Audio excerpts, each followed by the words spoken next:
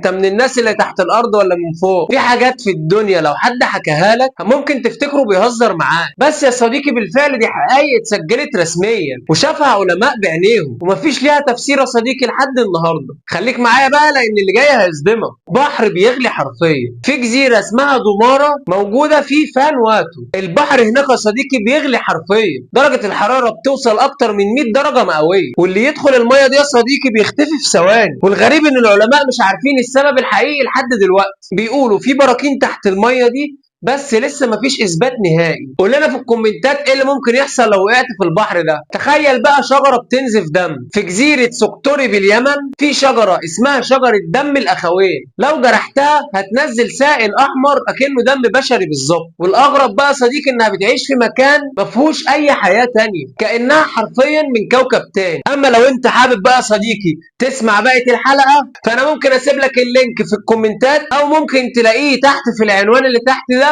وهو 8 معلومات اغرب من بعض.